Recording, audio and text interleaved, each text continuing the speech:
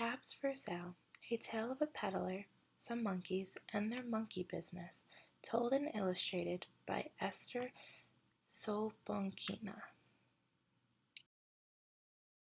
Once there was a peddler who sold caps, but he was not like an ordinary peddler carrying his ware on his back. He carried them on top of his head. First he had his own checkered cap, then a bunch of gray caps, then a bunch of brown caps, then a bunch of blue caps, and on the very top a bunch of red caps. He walked up and down the streets, holding himself very straight, so as not to upset his caps. As he went along he called, "Caps, caps for sale, 50 cents a cap." One morning he couldn't sell any caps. He walked up the street and he walked down the street calling, "Caps, caps for sale, 50 cents a cap." But no one wanted any caps that morning. No one wanted even a red cap. He began to feel very hungry, but he had no money for lunch.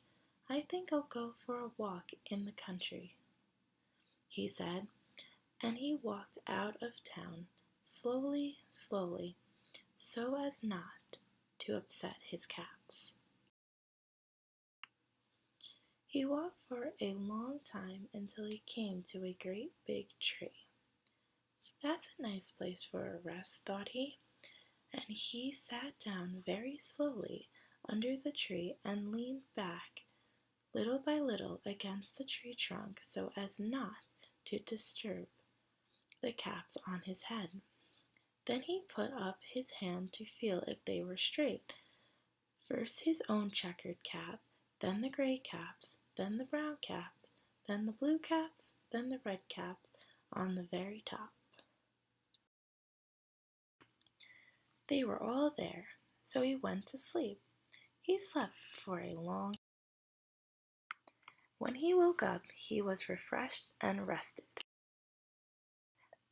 But before standing up, he felt with his hands to make sure his caps were in the right place.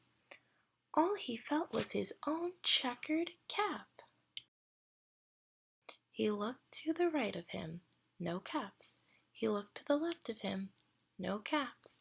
He looked in back of him, no caps. He looked behind the tree, no caps. Then he looked up into the tree, and what do you think he saw? On every branch sat a monkey. On every monkey was a gray or a brown or a blue or a red cap. The peddler looked at the monkeys. The monkeys looked at the peddler. He didn't know what to do. Finally, he spoke to them. "You monkeys, you," he said, shaking a finger at them, "you give me back my caps." But the monkey only shook their fingers back at him, saying, "Tis, tis, tis." This made the peddler angry, so he shook both hands at them and said, "You monkeys, you give me back my caps." But the monkeys only shook both their hands back at him and said, "Tis, tis, tis." Now he felt quite angry. He stomped his foot and he said, "You monkeys, you better give me back my caps." But the monkeys only stomped their feet back at him and said, "Tis, tis, tis." But this time the peddler was really very, very angry. He stomped both his feet and shouted, "You monkeys, you must give me back my caps." But the monkeys only stomped both their feet back at him and said, "Tis, tis, tis." At last he became so angry that he pulled off his own cap, threw it on the ground, and began to walk away. But then each monkey pulled off his cap, and all the gray caps, and all the brown caps, and all the blue caps, and all the red caps came flying down out of the tree. So the peddler picked up his caps and put them back on his head.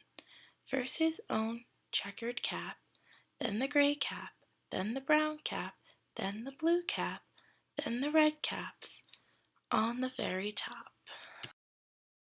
And slowly, slowly he walked back to town, calling, "Caps, caps for sale, 50 cents a cap." The end.